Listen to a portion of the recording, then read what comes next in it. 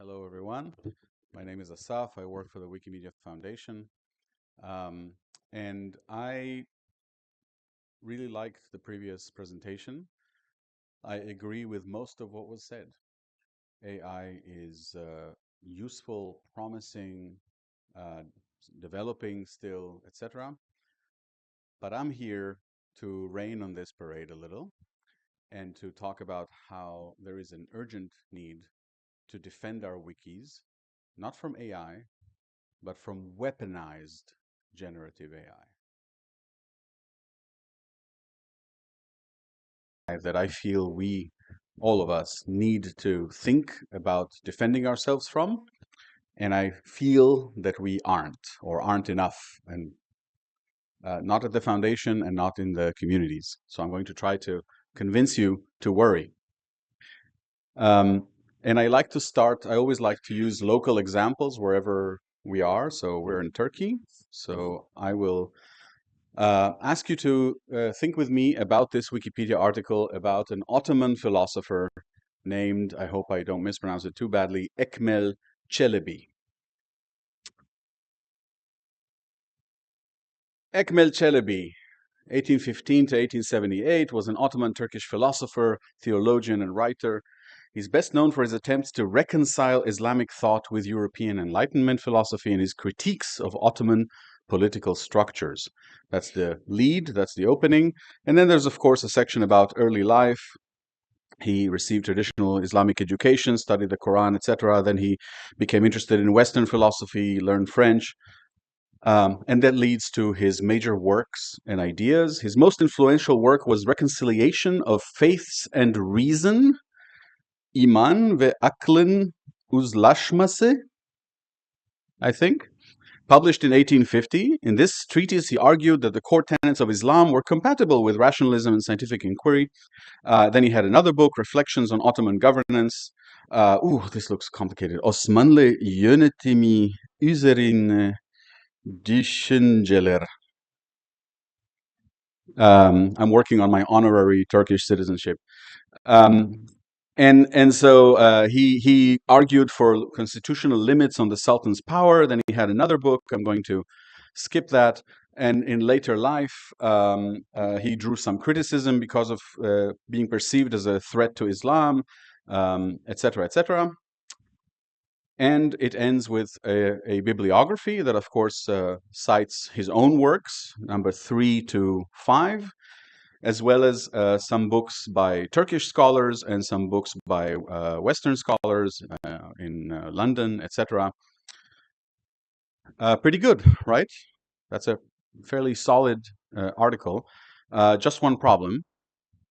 It is completely untrue, made up, fake. He never existed. How did I make this fake article on Ekmel Çelebi, who never existed? I used Claude AI that was mentioned. I used generative AI. And it's a little hard to see maybe for most of you, but I'll tell you what I wrote. I wrote the prompt, write a text that reads like a Wikipedia article about a 19th century Turkish philosopher named Ekmel Çelebi. I made up the name, describing his written works and main ideas. That's it. That's all I gave. Okay? And what I got was this text. I didn't edit it. I didn't improve it in any way. Okay? What I got was the text I showed you. Claude is great, fantastic tool. It did what I asked it to do. It took less than a minute. It was free. It cost the environment something, as was mentioned, but it was free for me.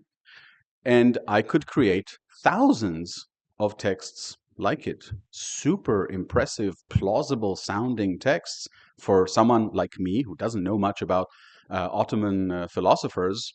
I could certainly believe this guy existed. It looked so good, this article, so well cited and stuff, but it was completely fake. And the issue I'm trying to get you worried about is not that someone like me might do it. I wouldn't, of course. I didn't put this on Wikipedia. But that a sufficiently determined and resourced attacker could create millions of really plausible articles like that. By the way, I was also able to improve the article. At first, it gave me the text without the bibliography section.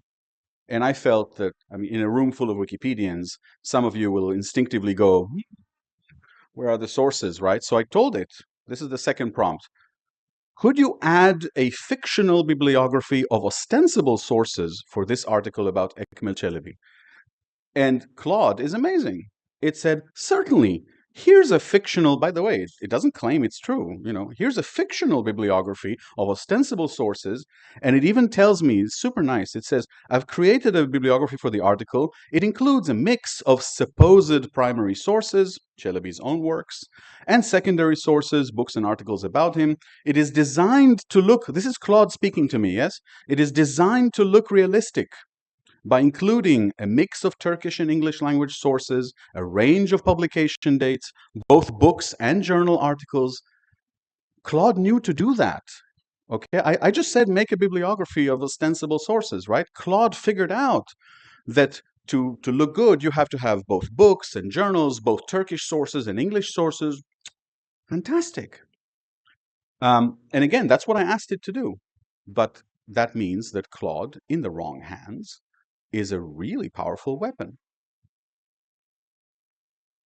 By the way, the photo I did add manually. Generated photos, as you know, still look like generated photos. So I stole the identity of this Lebanese Ottoman philosopher and poet, Ibrahim al-Yazji, and I apologize. Uh, that's this guy, not Ekmel. Not he existed according to Wikipedia. Um, and it's a public domain photo. Anyway, so that I did add to fool you.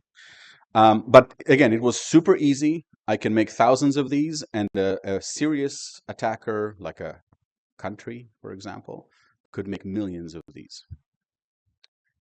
Now, how many of you, this is the provocative question I want you to honestly ask yourselves. How many of you, if you encountered such an article on Wikipedia, would nominate it for deletion without hesitation? 2 people, 3 maybe, 4. Yeah, and why would you nominate it for deletion without hesitation? Because of no interwiki links? I didn't show you that there weren't. Let's assume it was on Wikipedia, and obviously it would have been wikified and stuff. Well, it's a bibliography. It's a bibliography. These are books. I mean, you're welcome to go and look for that book by Ekmel Çelebi. The question is, how many of you would nominate it for deletion rather than say, well, I guess that book exists. I mean, I don't have an Ottoman library next to me. Looks plausible, right? That's the issue. That is the issue.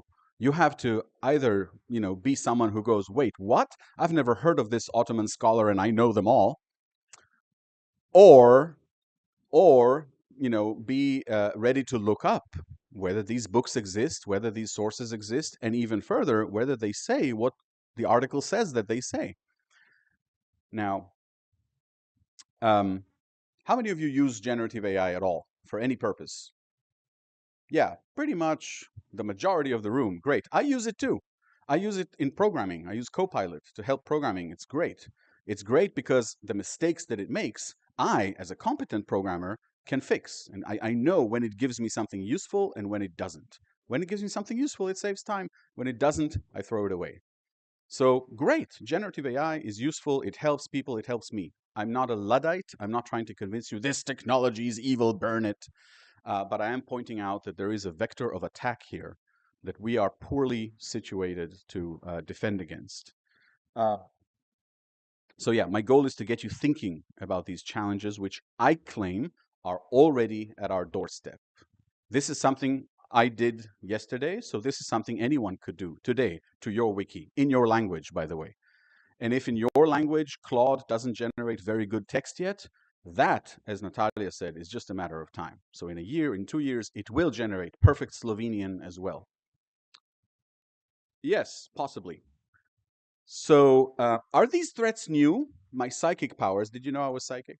My psychic powers tell me, some of you are saying, well, is this new? I mean, people have been putting hoaxes on Wikipedia forever. You should always check sources of articles. Yes, you're right. They're not new. The kind of threat has always threatened Wikipedia, but it also is new because the the the size, the magnitude of the threat with weaponized AI, with an AI tool that is used in this deliberate effort to cause harm, is actually creating such a scale of a problem that our existing tools, our patrollers and our admins and our Wikipedians who are fanatical about sources, are not up to the task. They can easily be overwhelmed. That's the issue here. That's why it does make it a new kind of problem. And as has been mentioned by my predecessors, yes, where there's a problem, there will be solutions. I am agreeing with that. I'm telling us we need to think about solutions because the problem is already here. Gen AI can also automate the evasion techniques. For example, rewrites are super easy for Gen AI, right? So you can take a text that you plagiarized and ask the AI to rewrite it so that it wouldn't be detected as plagiarism. You can take a text that is plausible and change the tone of the text very easily with AI. And again, you can do this at scale. So I want to go over briefly some of the threat types that we have.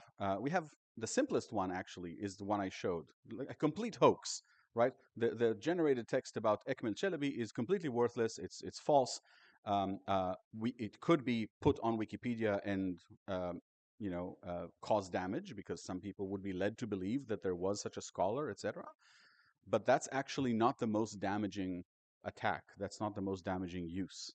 Um, if we imagine mass creation of such articles that are together trying to promote a particular point of view, like certain kinds of revisionism of historical narratives, etc., and each of them does it kind of subtly, but they add up, it can overwhelm our defenses, our system.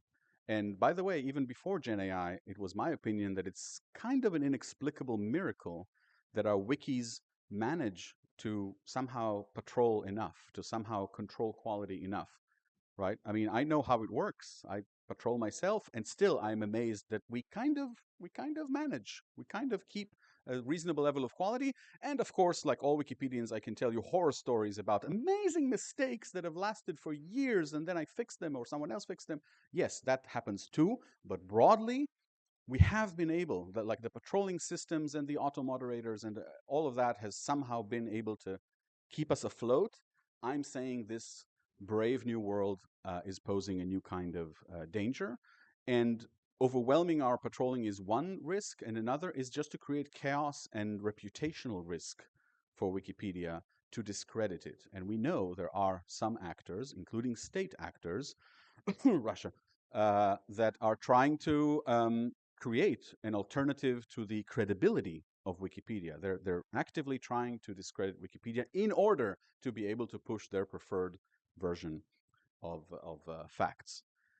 And again, this could be much more carefully designed. I spent about 10 minutes playing with Claude to make Ekmel Çelebi. That's all.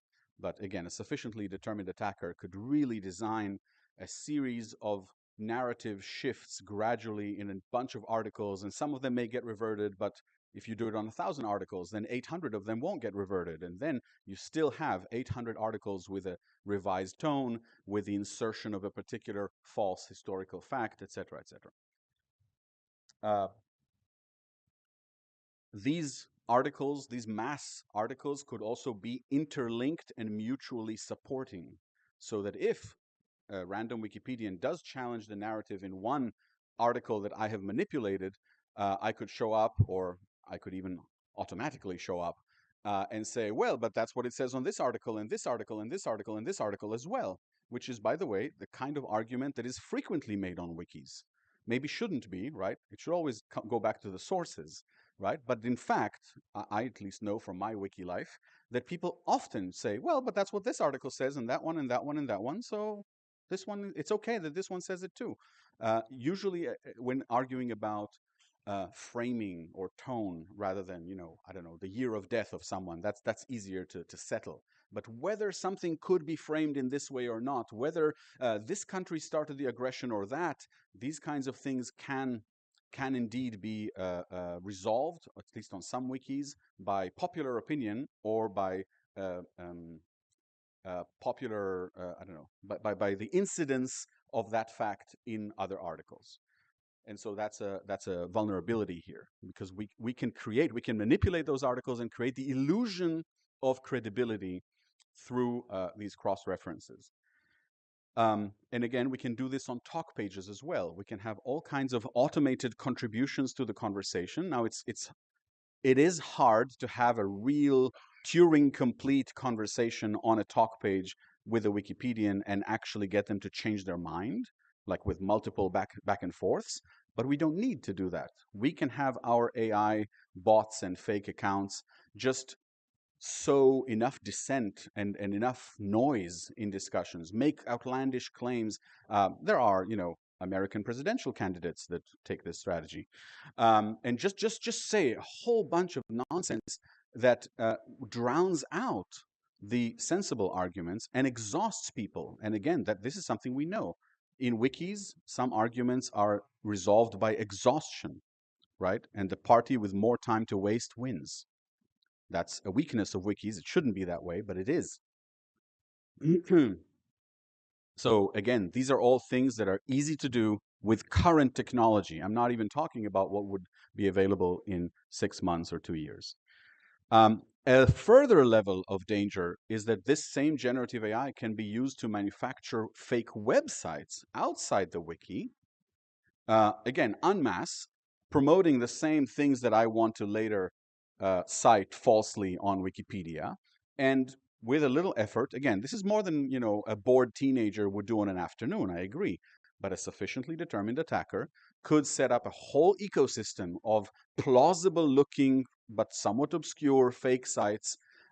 Maybe they'll even hide it from search engines to make it some sort of harder to notice, and then cite those things so that at least superficial lookups, if someone just wants to know, well, is there a link that says that? And you go to that link and it, looks like a university press that you've never heard of, or it looks like a scholarly publication. And you go, well, yeah, it does say that there. So I guess Ekmel Çelebi was an Ottoman scholar. Again, this is easy to do right now, easy to do. And this can be very difficult to detect. Are you worried yet? Yes? Have I convinced you that there's something to worry about? And what happens if we fail to mitigate these threats? What if we don't do anything? As I mentioned, overwhelming our existing systems, our patrollers, our administrators, is a very, very real risk. I mean, it's been a risk before Gen AI, right? We know that burnout was an issue. And volunteer patrollers and administrators can at some point just quit, because how many times can you combat endless and literally limitless attacks by AI generated content? How many times can you just swat them down and block fake accounts and stuff before you say, screw it, this is this is endless, this is Sisyphic, I don't want to do it anymore. Another consequence is that if we allow our wiki, there was a gentleman here who said, why would we fill our wiki with crap, right? If we allow our wikis to get filled gradually with crap, we are diluting our brand, our identity. As Natalia said, Wikipedia is where people go to look to verify the information, including when they talk to generative AI, right? Generative AI says something, and then you go, well, is that the case? Let's go to Wikipedia. That's the one place we trust. Of course, we Wikipedians don't trust Wikipedia. We know how the sausage is made. And we always tell people, yes, you shouldn't trust Wikipedia. You should look it up and then follow the sources and verify, et cetera, et cetera. Yes, yes, yes. But still, people use Wikipedia for that, for doing a quick check on whether something they've encountered, a story that's been shared on Facebook, is correct or not. If we allow our wikis to be diluted, especially Wikipedia, to be diluted in this way, we are losing that one edge that was mentioned here, right? The one edge of the high quality, human curated, trustworthy source. And then really, what is the difference between Wikipedia and what these AI tools can already do? This could lead to reputational decline, to morale decline among our communities. Again, this was already mentioned. Thank you. Um, it can lead to donations decline and kind of create a downward spiral or a vicious circle of decline for Wikipedia. So in this sense, I'm firmly on Natalia's side of the debate. But not all is lost. I also agree that we can come up with solutions. But why are we so vulnerable to this? I just want to call out. We are vulnerable to this by nature because wikis are open and pseudonymous, right? A lot of the vulnerability, a lot of the risk comes from the fact we allow anyone to edit, right? By design, that's what we want to do. We want to be that open, but the fact that it's trivial to create unlimited numbers of accounts is itself a major, major risk vector. And again, this is not new. We know this. Stewards have been dealing with this forever. And yet, again, the automatability of this attack makes this openness a burden or a liability. And we combine this with anonymity, right? You can be pseudonymous. You don't even need an email address to have an account. This creates a problem. Our being open, like I said, is something we want to be. It has upsides. It has, it allows all kinds of participation. There are many countries and contexts in which it is absolutely essential, and there are people who would not contribute if you forced them to have like a government ID or something. For reasons of safety or because they belong to communities that disapprove of Wikipedia, things like that. But the key vulnerability is this inequality. Generation is cheap, validation is expensive. This is the core issue. Again, cheap for the attackers, cheap for the users, not cheap for the environment, not cheap for OpenAI, but that's their problem. Generation is cheap, validation is expensive. This is the core challenge. That's the thing we need to solve somehow. How to make validation less expensive, or how to make generation that gets on Wikipedia more expensive. Because our existing moderation tools are great at finding vandalism, of course, but also kind of low quality edits. We know what a low quality edit looks like, and even machines now know what a low quality edit looks like. But Ekmel Çelebi was not a low quality edit. It was a really impressive article. And if we just imagine it was also wikified, etc., it's not a low quality edit. So we need tools that would be able to somehow identify that.